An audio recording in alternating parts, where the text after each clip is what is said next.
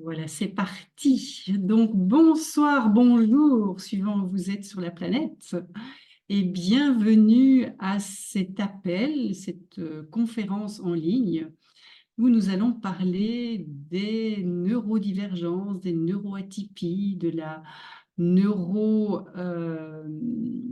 zut, j'ai perdu le mot, la neurodiversité. J'aime bien ce mot-là, j'aime bien parler de neurodiversité. Le mois de mars est le mois de l'autisme et pour moi, c'est l'occasion de, je dirais, enfin venir en parler au grand jour parce que tout ce qui est neurodiversité, eh bien, m'accompagne depuis que je suis née.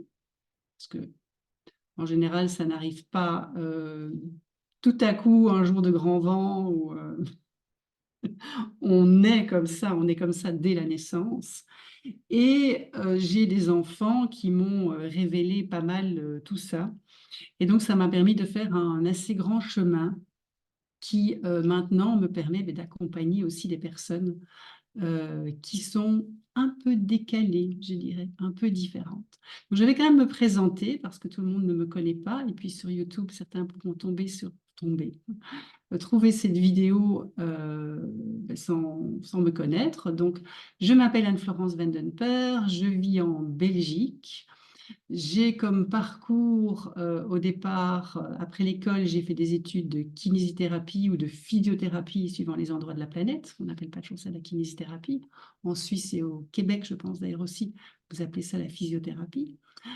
Puis, j'ai fait des études d'ostéopathie, donc je me suis beaucoup intéressée au corps, chaîne musculaire aussi.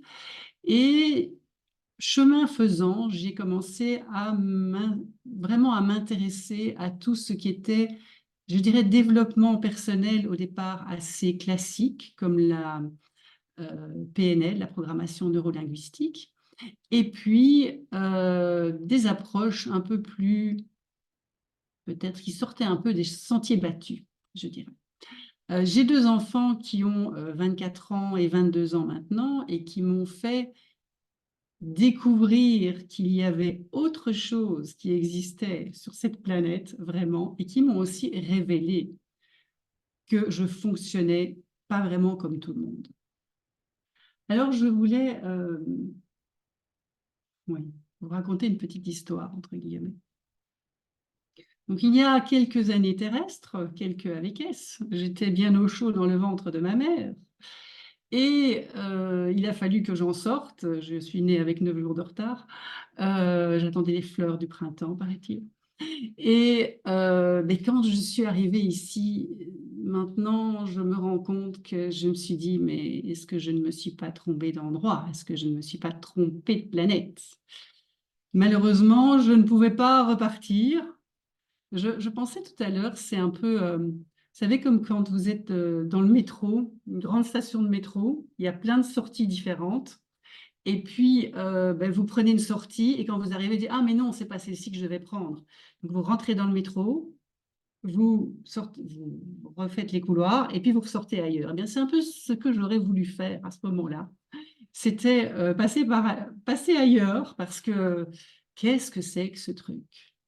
Qu'est-ce que c'est que ces gens, leur fonctionnement, ce qu'ils me disent, ce qu'ils me tout ce qui était là, des gens qui sont contractés, qui fonctionnent un peu en pilotage automatique, des gens qui appliquent des espèces de recettes à répétition, qui ne sont pas vraiment connectés à eux-mêmes quand ils parlent, je dirais qu'ils ne parlent pas la langue qui est à l'intérieur d'eux, je dirais. Euh, Ils sont en permanence dans le jugement, parce que c'est là, pour moi, que ça se passe. Il y a la polarité à laquelle nous nous retrouvons confrontés, je dis nous, les personnes neurodivergentes, cette polarité dans laquelle, au départ, nous ne sommes pas. Et c'est là que je voulais vous inviter à un autre regard ce soir par rapport à toutes ces étiquettes, tous ces qualificatifs que l'on peut mettre sur toutes ces personnes un peu décalées.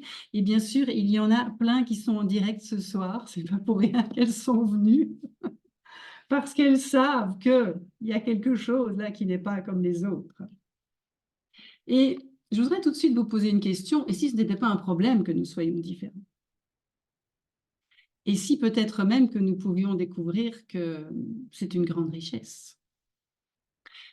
J'ai mis du temps à me rendre compte que c'était une grande richesse. Et au fond, ça ne fait pas très longtemps, ça fait un peu plus d'un an que j'ai vraiment compris que c'était une richesse, que ma différence était une richesse parce que j'ai acquis des outils qui m'ont permis de voir ça différemment. Alors, qu'est-ce qui se passe donc quand on arrive en tant que neurodivergent sur la planète? Eh bien, on doit s'adapter, on doit rentrer dans le moule, on n'a pas vraiment le choix.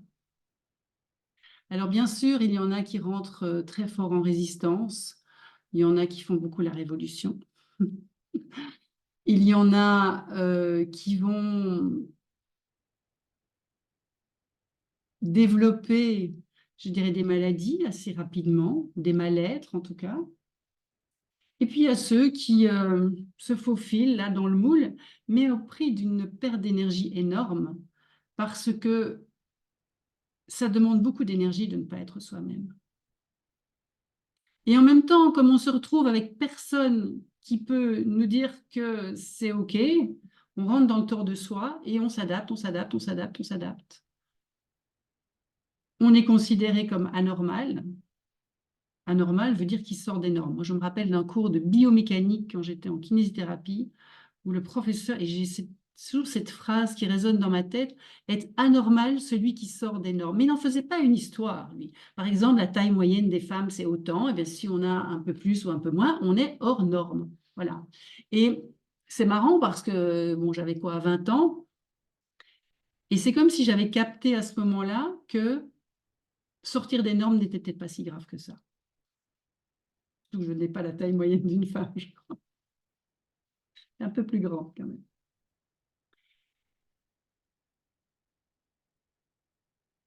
Qu'est-ce qu'il y a comme style de neurodivergence? Quelles sont les étiquettes qui existent? Alors, il y a tout le spectre autistique.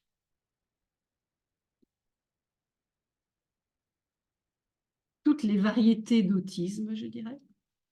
Il y a bien sûr, les troubles de l'attention, avec ou sans hyperactivité. Il y a ce qu'on appelle les TOC, les troubles obsessionnels compulsifs. Il y a l'hypersensibilité pour moi. Les hauts potentiels aussi, moi je les mets dans la neurodiversité, qui vont aller développer un mental, surdévelopper un mental. C'est vraiment leur façon de survivre, en surdéveloppant leur mental. Donc hyper haut potentiel, douance, euh, je ne trouve plus le troisième mot, c'est pas grave. Mais je pense que vous aurez tous compris ce dont je veux parler.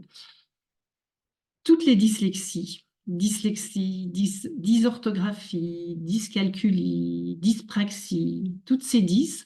Et actuellement, la science est en train de reconnaître des gènes pour toutes ces dys.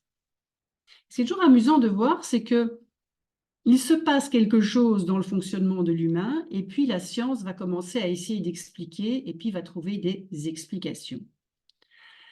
Est-ce que ça fait vraiment avancer les choses de prendre autant de temps pour aller valider théoriquement des comportements, des façons d'être câblés au niveau du cerveau, parce que c'est une question de câblage neuronal vraiment, hein, dont on parle ici.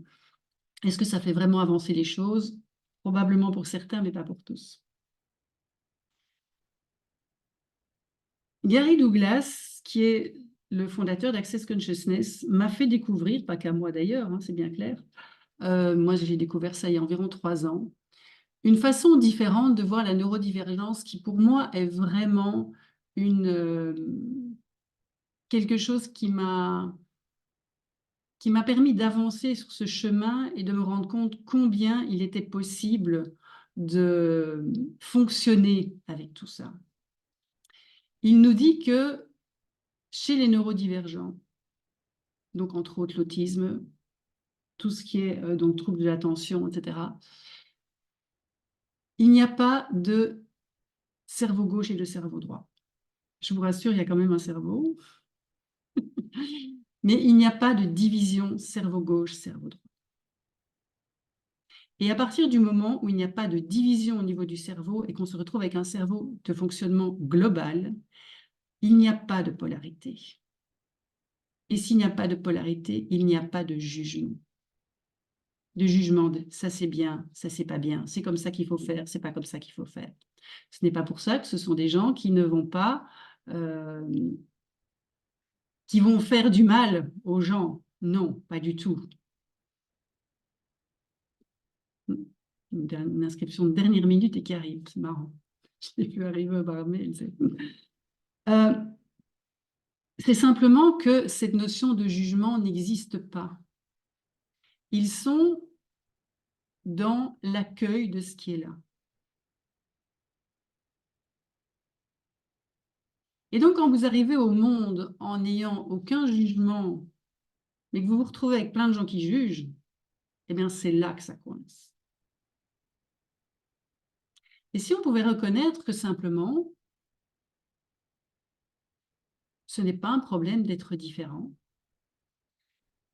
ce n'est pas un problème que les autres fassent un problème que nous sommes différents. Il n'y a pas de tort à être comme ça, mais il n'y a pas de raison non plus. Vous n'avez pas tort de faire 5 étapes pour calculer quand quelqu'un n'en prend que 2, ou n'en prendre que 2 quand quelqu'un en prend 10. Simplement, il y a des fonctionnements qui sont différents.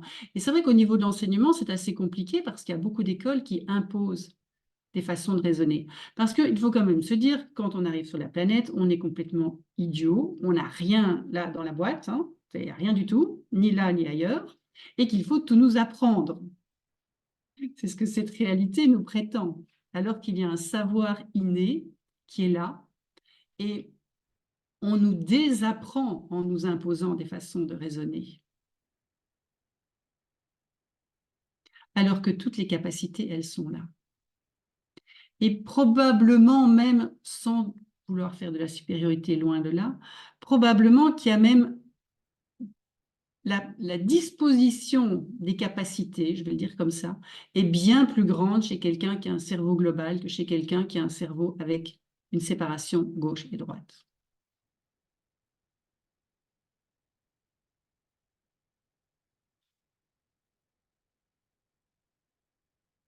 Je regarde mes petites notes quand même. OK. Alors, vous savez probablement que la plupart des personnes neurodivergentes sont des personnes qui souvent ont besoin de repos, je dirais, ont besoin de s'isoler. Elles sont très vite submergées quand il y a trop d'informations.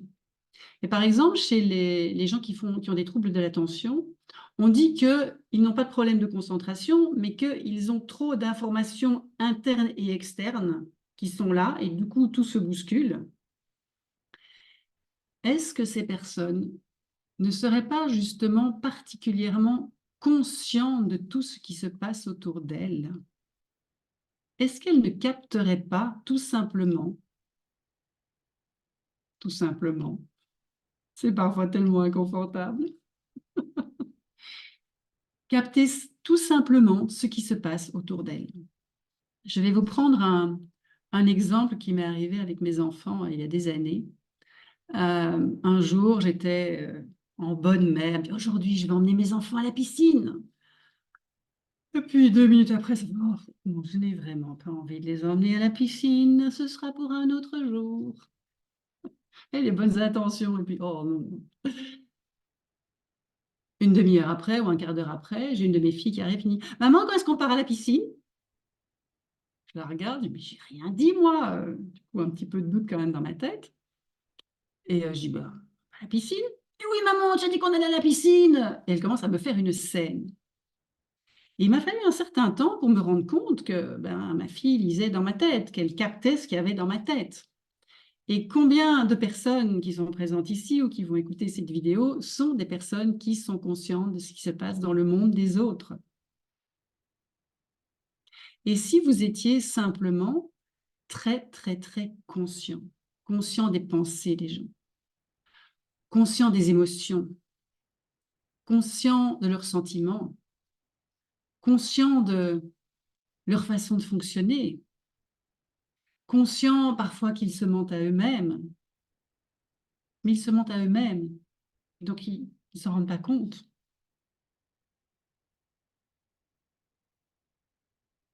Et si c'était là justement une clé pour pouvoir utiliser ces capacités, parce que pour moi ce sont des capacités, à partir du moment où on se rend compte combien on est conscient des choses, et que la conscience, c'est être présent avec tous ses sens, et je dirais tous ses sens et même au-delà, à tout ce qui est là.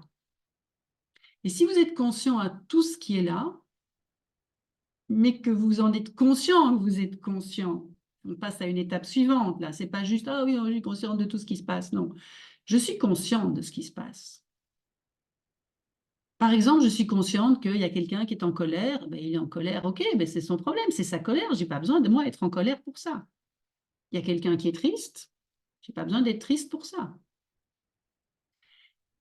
Et si vous devenez conscient que vous êtes conscient, que ça ne vous appartient pas vraiment, puisque ça appartient à quelqu'un d'autre, quelle légèreté est-ce que vous pouvez commencer à avoir dans votre vie? Et au plus on chemine avec ça, au plus on a de l'espace pour créer autre chose dans nos vies. Et ce n'est pas important que votre point de vue soit partagé par quelqu'un d'autre. Vous pouvez avoir vos propres points de vue et l'autre peut avoir ses propres points de vue. Personne n'a raison, personne n'a tort. Et c'est là où on est dans le non-jugement, dans la non-polarité.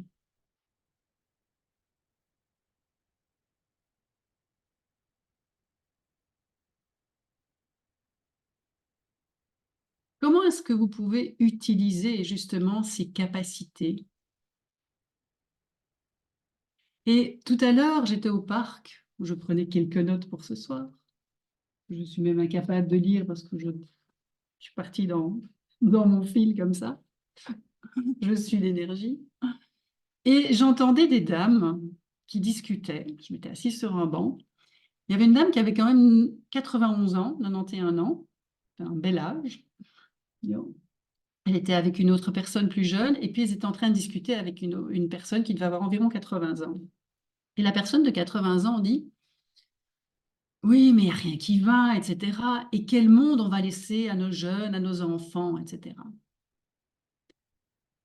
Moi, j'ai juste écouté, je n'ai rien dit. Après, je me suis dit, au fond, j'aurais pu engager la conversation. Et tout à coup, je me suis dit, ah oui, j'aurais pu engager la conversation, mais j'aurais pu même aller fort à les provoquer. Et là, je vais aller, en rigolant avec vous, je vais aller les provoquer. Mais vous prenez vraiment les jeunes pour des cons. Quel est l'énorme potentiel qu'il y a là dans toute cette nouvelle génération qui est très consciente, justement, à créer des choses, mais qui sont inimaginables sur cette planète. Et si les personnes neurodivergentes reconnaissent qu'elles ne sont pas en tort, qu'elles commencent à prendre un peu d'espace peut-être par rapport à des personnes qui les trouvent un peu trop bizarres, hein, qu'elles commencent à rentrer dans toute leur potentialité, toutes leurs possibilités, toutes leurs capacités, qu'est-ce qu'elles peuvent créer de totalement différent? Parce que si on est câblé différent dans notre niveau du cerveau, on va créer des choses différentes, c'est clair.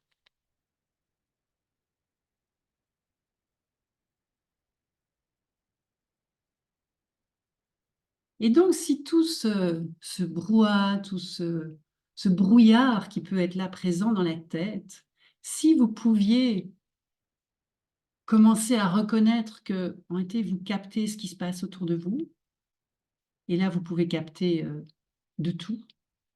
Alors, vous pouvez capter des personnes qui sont toutes proches de vous, dans la même pièce, mais vous pouvez aussi capter de personnes qui sont à des kilomètres. Parce que tout ce qui est pensée, émotion, sentiment, c'est de l'énergie.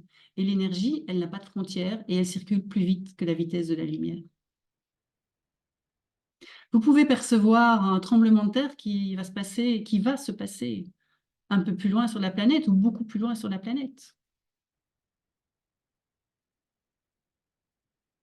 Vous pouvez capter de tout. Et est-ce que ce que vous captez, vous devez vraiment y prêter attention tout le temps?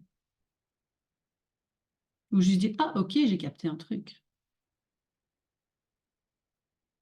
Et nous vivons dans un corps et notre corps capte tout. Depuis que nous sommes bébés, notre corps capte tout, tout, tout, tout, tout. Et en réalité, nous ne perdons pas cette capacité de capter avec notre corps, mais pour moi, en tout cas dans mon cheminement actuellement, c'est une prise de conscience que j'ai eue il n'y a pas tellement longtemps, le fait de passer au langage nous distrait de notre corps. Or, les personnes très conscientes, les personnes neurodivergentes, ont cette capacité de discuter énergétiquement de corps à corps sans le langage.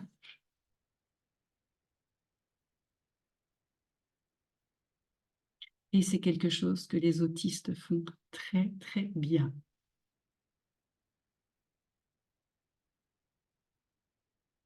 Quel que soit le degré d'autisme. D'ailleurs, dans les degrés, je ne sais pas comment le dire, il y a des grades, je crois qu'il y a des classifications officielles, mais les autistes qui ne parlent pas du tout, est-ce que quelque part, ils n'auraient pas compris qu'on peut discuter, on peut parler autrement, on peut communiquer autrement, et qu'au fond, ce n'est peut-être pas nécessaire? Ne sont-ils pas en train de venir ouvrir tout à fait autre chose sur la planète?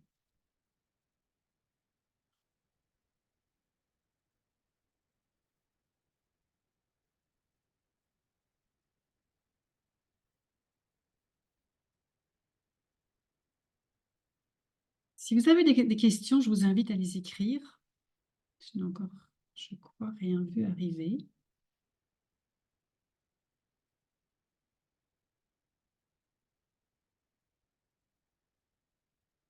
Alors, en attendant, ce dimanche, le 24, je vais donner un atelier où nous allons parler. Ah oui, je vais d'abord vous dire. Connaissez-vous cette phrase d'Einstein?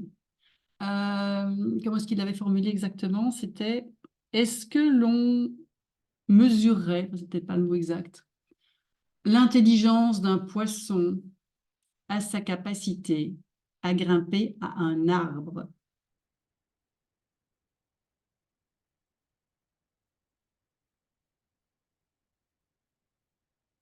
Suivant comment on regarde, à travers quelles lunettes on regarde. Quelqu'un peut paraître très intelligent et il peut paraître complètement, j'ai envie de dire, non intelligent, pour ne pas aller donner dire des mots dont on est parfois traité, qui pourraient soulever du coup les choses. Je me rappelle que quand ma plus jeune avait fait ses tests de QI, elle était à un chiffre très élevé. Et j'avais dit à la psychologue, oui, mais ces tests, ils sont faits pour les cerveaux gauches. Et si on faisait ces tests d'une autre façon, à l'époque, pour moi, c'était cerveau gauche, cerveau droit, est-ce qu'on n'aurait pas des résultats totalement différents? Le psychologue m'avait fait oui, mais il y avait une étudiante qui était là, qui assistait à la consultation, elle me faisait oui, oui, oui, oui. Alors, il y a un livre qui s'appelle Apprendrais-tu à un poisson à grimper à un arbre? Oui, quand on met le floutage, ça ne marche pas très bien. J'arrive à vous le montrer. Qui a été écrit par Anne Maxwell, qui est une psychologue, ainsi que par Gary Douglas, le fondateur d'Access Consciousness, et le docteur Dale Heer. C'est un livre qui s'adresse aux enfants.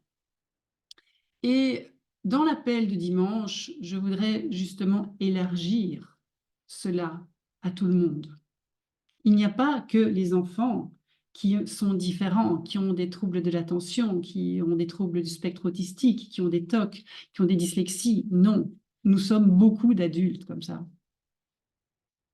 Et donc, dans cet appel, on va parler donc, de tout le monde et on va aller libérer ces endroits où nous rentrons dans le tort de nous-mêmes par rapport à notre différence. Donc, on va aller travailler sur des croyances limitantes, on va aller travailler sur ce qu'on nous a dit qu'on était ou qu'on n'était pas et qui n'était pas bien. Et bien sûr, ça va être en fonction des personnes qui sont là qu'on ira, on va suivre des chemins particuliers. Donc, ce sera un appel de groupe, bien sûr. Qu'est-ce que vous pouvez découvrir justement de vos capacités et qu'est-ce que vous pouvez récupérer en énergie aussi? En laissant tomber tous ces masques, en ouvrant toutes ces boîtes dans lesquelles vous vous êtes mis, c'est comme des poupées russes, parce qu'on vous a dit que vous aviez tort, parce qu'on vous a dit que ce n'était pas comme ça que ça fonctionnait. Et c'est vraiment l'invitation de dimanche où on ira, voilà, on va naviguer en fonction des personnes qui sont présentes.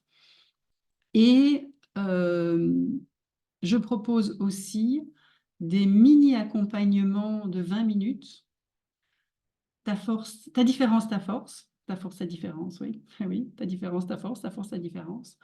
Avec une petite vidéo d'ailleurs d'explication avant pour que les gens aient déjà, je dirais, un petit échauffement avant leur mini-séance de coaching, dont vous aurez les renseignements eh bien, sur le groupe où il y a le replay.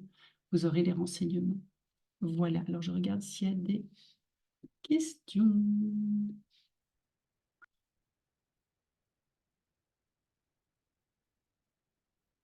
Comment arriver à ne pas capter les émotions des autres? Tu ne peux pas t'empêcher de les capter. Par contre, tu peux reconnaître que ce n'est pas à toi. Et alors, tu peux le laisser partir. Et durant l'appel dimanche, je vais donner des outils particuliers par rapport à ça.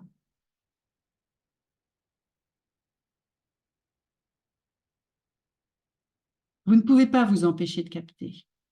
C'est impossible. Et par contre, vous pouvez reconnaître que ce n'est pas à vous, que ce n'est pas vous.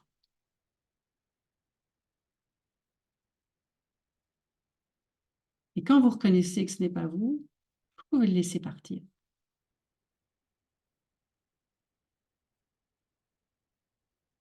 Vous avez déjà eu quelqu'un qui arrive à la maison, il rentre de la journée, il est de mauvaise humeur, il arrive, il est là, et hop, tout le monde s'engueule à la maison.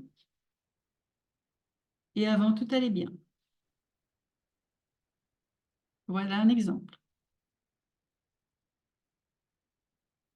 Et d'ailleurs, quand cette personne rentre de mauvaise humeur et commence à engueuler tout le monde, si elle arrive à la maison en disant « j'ai une super mauvaise journée, ne m'approchez pas, je vais exploser ».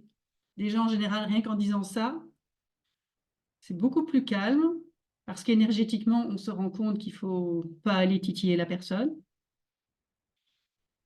Et puis, il y a un enfant qui arrive et qui vient pousser sur le bouton. Et alors, paf, c'est parti. Les enfants adorent faire ça.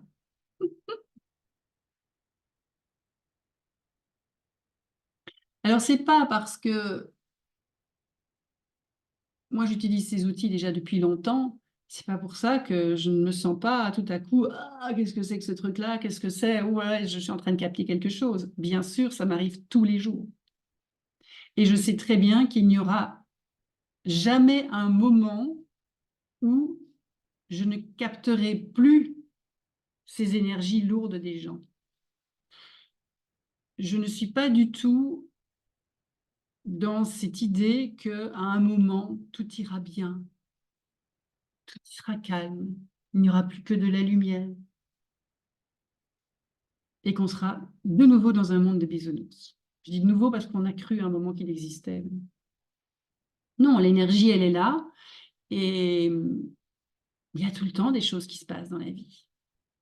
Et quand vous reconnaissez que ce n'est pas à vous, et que vous utilisez des outils pour vraiment les laisser partir, eh bien, ça permet de respirer et ça permet de sortir de plus en plus vite de ça.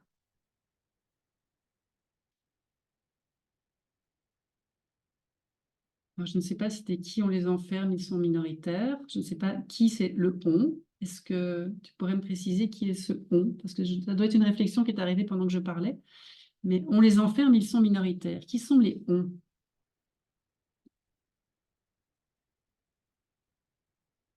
Tu peux me préciser?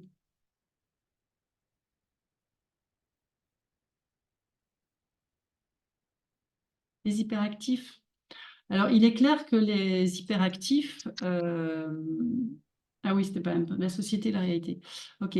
Les hyperactifs, on a une façon de les enfermer, c'est de leur donner des petits médicaments. Comme ça, ils vont se calmer. Moi, j'ai été élevée au Terralène. Quand j'étais enfant, il y avait un très beau sirop rose, c'était très bon en plus. Tous les soirs, on avait une cuillère de Terralène pour bien dormir. Je devrais aller regarder ce qu'il y avait. Je ne sais pas si on peut retrouver les ingrédients dedans. Et le pédiatre donnait ça apparemment à tous les enfants pour qu'ils dorment bien. Ouais. Alors, il est clair que les hyperactifs, ce n'est pas toujours facile. Et si on commençait à leur poser des questions et qu'on commençait à les mettre comme acteurs de leur vie, de comment ils peuvent, entre guillemets, canaliser cette énergie, quelles sont des activités qui vont leur permettre de s'épanouir. Et puis, est-ce que c'est un problème d'avoir un enfant qui se lève, qui ne peut pas éventuellement manger assis tout son repas? Est-ce que vraiment c'est un problème? Oui, c'est un problème parce que ce n'est pas dans la norme. Mais arrêtez de faire des problèmes avec ce qui n'est pas dans les normes. Parce que ça empoisonne la vie de tout le monde en plus. Vous savez, moi, quand je suis née, j'étais à la pouponnière. À la maternité, on restait, je crois, 10 jours. C'était la pouponnière, c'était les biberons à heure fixe. Mais c'est quoi ces trucs? Nos corps savent quand ils doivent manger. Nos corps savent quand ils doivent dormir. Si nous apprenons à les écouter, si nous apprenons à leur parler, à leur poser des questions, et si on apprenait ça aux enfants? Et si on donnait aux enfants des outils pour qu'ils puissent se rendre compte de qu'est-ce qui est vraiment à eux, qu'est-ce qui n'est pas à eux? S'ils sont à l'école et que leur institutrice est de mauvaise humeur, c'est pas eux, c'est l'institutrice qui est de mauvaise humeur. C'est pas de leur faute.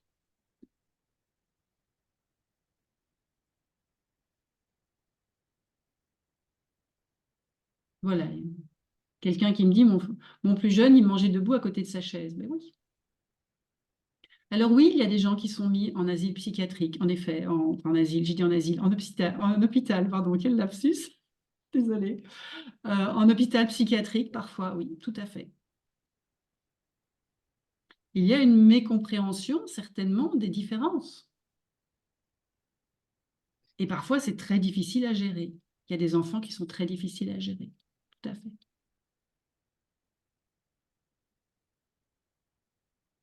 Et qu'est-ce qu'il y a à comprendre derrière? Quel est le cadeau derrière? Et moi, je suis persuadée que si on rendait l'être humain, hein, le petit bonhomme, la petite bonne femme, là, dès qu'on est petit, qu'on les rendait responsables en leur apprenant à poser des questions, en leur apprenant à... en leur apprenant à percevoir les choses, à comprendre ce qu'ils perçoivent, que la vie serait beaucoup plus facile pour tout le monde. Et dans les familles, et dans les écoles. C'est mon point de vue. Il y en a d'autres qui le partagent aussi, mais c'est mon point de vue. Voilà. Eh bien, merci beaucoup à vous. Donc, je vais arrêter l'enregistrement ici. Si vous avez des questions, n'hésitez pas à revenir vers moi. Je donnerai les informations pour l'appel dimanche et pour les mini-séances. Et puis, après, vous allez pouvoir réouvrir vos micros. Suspendre l'enregistrement, voilà. Merci beaucoup à vous, en tout cas.